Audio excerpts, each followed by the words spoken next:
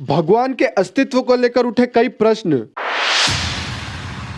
अगर भगवान है तो उन्हें किसने बनाया?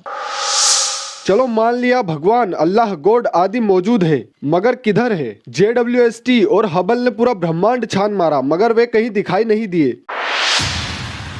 क्या भगवान मस्का लगाने से भक्तों की मांगे पूरी करते हैं? आइए देखते हैं इस प्रकार के कई प्रश्नों के उत्तर। हेलो दोस्तों, साइंस एंड ग्रंथ्स में मैं विशाल शर्मा आपका स्वागत करता हूं।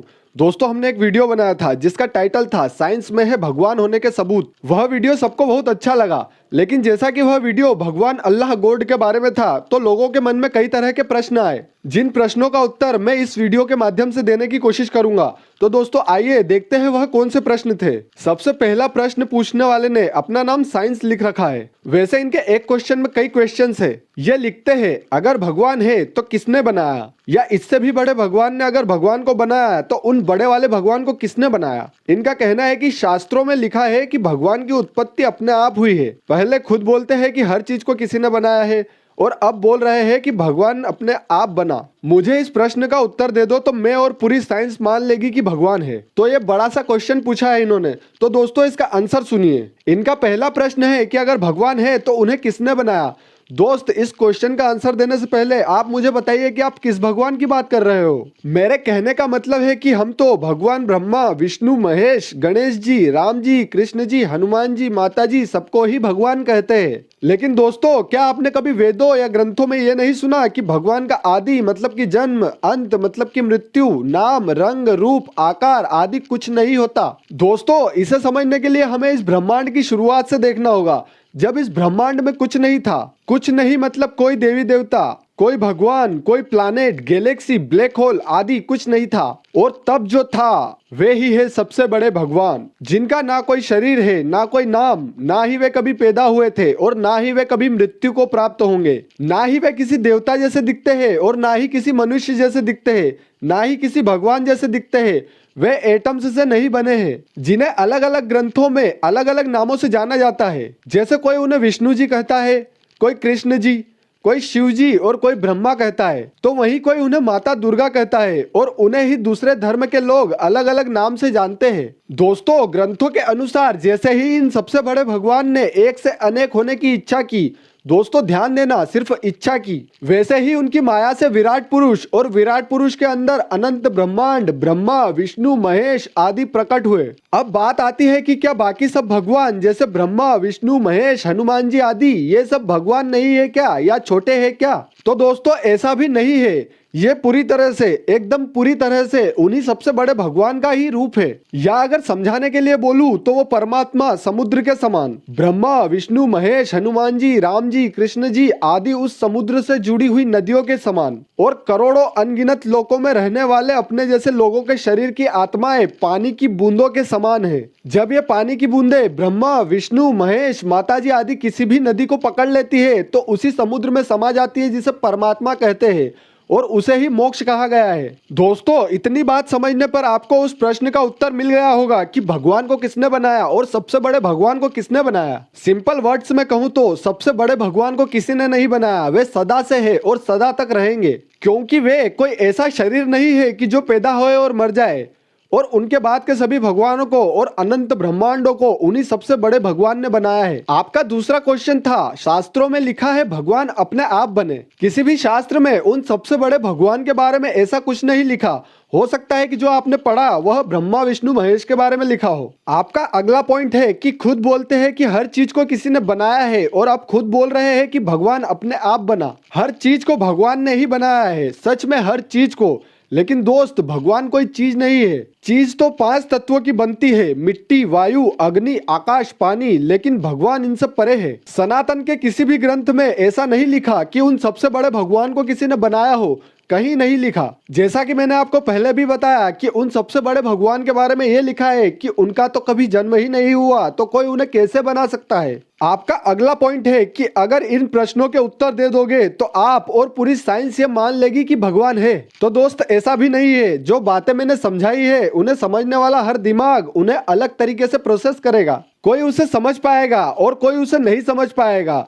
कोई थोड़े टाइम में इसे समझ जाएगा। जैसे थ्योरी ऑफ रिलेटिविटी को समझने में थोड़ा सा टाइम लगता है, कोई समझकर भी कंफ्यूज हो जाएगा तो किसी के मन में और कई तरह के प्रश्नों का जन्म होगा। दोस्तों अगला कमेंट है शिव कुमार मोहिदे जी का। ये लिखते हैं, चलो मान लिया भगवान अल्लाह गॉड आदि मौजूद है, मगर किधर है? JWST और हबल ने पूरा ब्रह्मांड छान मारा मगर कहीं वे दिखाई नहीं दिए। चलो मान लेते हैं कि वे कहीं अभी भी छुपकर बैठे हैं, तो क्या वे अभी भी ये बताते हैं कि उनकी पूजा की जाए या 5 बार नमाज पढ़ी जाए या बाइबल पढ़ी जाए? क्या वे ऐसे मस्का लगाने से खुश होंगे? और क्या वे ऐसे मस्का लगाने से भक्तों की मांगे पूरी करते हैं? चलिए दोस्तों अब इस क्वेश्चन का आंसर देखते हैं। इस क्वेश्चन का पहला पॉइंट है, मान लिया भगवान अल्लाह गॉड मौजूद है लेकिन JWST और हबल ने पूरा ब्रह्मांड छान मारा, वे कहीं दिखे नहीं। शिव कुमार जी पहले तो आप मुझे ये बताइए कि आप कौन से ब्रह्मांड की बात कर रहे हैं? क्या आप इस 93 बिलियन लाइट ईयर्स के ऑब्जर्वेबल यूनिवर्स की बात कर रहे हैं? इसके जैसे तो अनंत कोटि ब्रह्मांड है। और चलो सिर्फ इसी ब्रह्मांड की बात कर लेते हैं तो जेम्स वेब स्पेस टेलीस्कोप जो कि सबसे पावरफुल है, वह सिर्फ 93 बिलियन लाइट ईयर्स में से 13.6 बिलियन लाइट ईयर्स तक ही देख सकता है। ऐसे तो हमने यह भी मान लेना चाहिए कि एलियंस भी नहीं होते, क्योंकि JWST को तो वह भी नहीं मिले। एरिक वॉन डेनिकन ने कहा था, लोगों द्वारा दूसरी दुनिया को ना मानना ठीक इसी तरह होगा। If we took a spoonful of water from ocean and says there are no sharks and whales are in the ocean because they are not in my spoon। अब आपके उस प्रश्न का अगला पॉइंट है कि अगर कहीं वे छुपकर बैठे हैं तो क्या वे अभी भी ये बताते हैं कि उनकी पूजा आराधना की जाए, 5 बार नमाज पढ़ी जाए? क्या वे मस्का लगाने वालों से खुश होते हैं? तो आपके अगले क्वेश्चन का आंसर यह है कि भगवान अल्लाह गॉड किसी को नहीं बताते, बल्कि हमारे बड़े और गुरुजन और दूसरे धर्म के ज्ञान देने वाले लोग ही यह बताते हैं कि उनकी पूजा, इबादत या वर्कशिप कैसे और क्यों की जाए। आपने पूछा है कि क्या वे मस्का लगाने से खुश होते हैं, तो इसके लिए रामायण में स्पष्ट लिखा है, निर्मल मन जन सो मोहि पावा, मोहि कपट छल छिद्र न भावा। मतलब जिसका मन निर्मल और साफ है वही मुझे अच्छा लगता है, मुझे छल कपट करने वाले बिल्कुल भी अच्छे नहीं लगते। आपका आखिरी प्रश्न है कि क्या भगवान खुश होकर सबकी मांगे पूरी करते हैं? तो इसका जवाब यह है कि अपनी मांगे पूरी करने के लिए लोग देवता को पूजते हैं। देवता अलग है, जैसे बारिश के लिए इंद्रदेव और वरुण देव का पूजन होता है, धन के लिए लक्ष्मी पूजन, बल शक्ति पाने के लिए सूर्य देव का पूजन, मन को स्थिर रखने के लिए चंद्रमा और बाकी कई तरह के सुख शांति के लिए 9 ग्रहों का पूजन होता है। ब्रह्मा, विष्णु, महेश और माता जी का भी पूजन विशेष कारणों से होता है।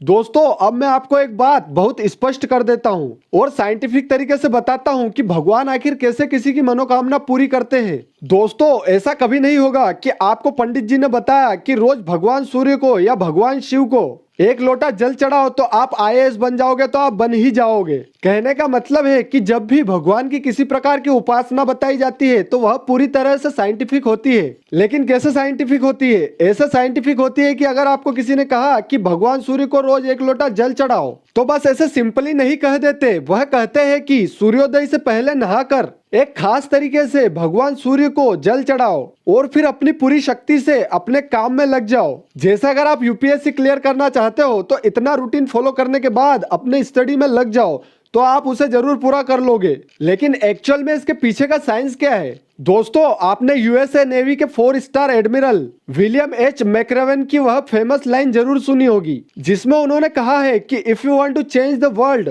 Start off by making your bed. लेकिन उन्होंने ऐसा क्यों कहा? उन्होंने ऐसा इसलिए कहा क्योंकि हर व्यक्ति का मन ऐसा होता है कि वह आलसी होता है और कोई भी चीज शुरू करने में हिचकिचाता है। इसलिए अगर कोई सुबह उठकर अपना बिस्तर ही हटा देगा तो आगे के रास्ते उसके लिए क्लियर होते चले जाएंगे। दोस्तों ये सुनने में बहुत ही अजीब और कोई बड़ी बात नहीं लगती, लेकिन लाइफ में कुछ बड़ा करने के लिए हर सुबह एक किक स्टार्ट होना बहुत जरूरी होता है। ठीक ऐसा ही किक स्टार्ट किसी भी भगवान की पूजा करने के लिए आपको सबसे पहले सूर्योदय से पहले उठकर बिस्तर निकालने जैसी फॉर्मेलिटीज को पूरा करके फिर नहाकर भगवान की पूजा करने का बताया गया है। जिससे पहला फायदा तो यह होगा कि आपका दिन बहुत ही जल्दी और बहुत अच्छा स्टार्ट हो जाएगा, और दूसरा फायदा यह होगा कि भगवान में विश्वास होने के कारण आप अपने गोल के प्रति बहुत ही पॉजिटिव हो जाओगे और सोचोगे कि यह तो मैं कर ही लूंगा, और आप वास्तव में वह चीज कर भी लोगे जो आपने भगवान से मांगी थी। और जब आप पूजा का यह रूटीन हर दिन फॉलो करने लगते हो तो इसमें यह भी होता है कि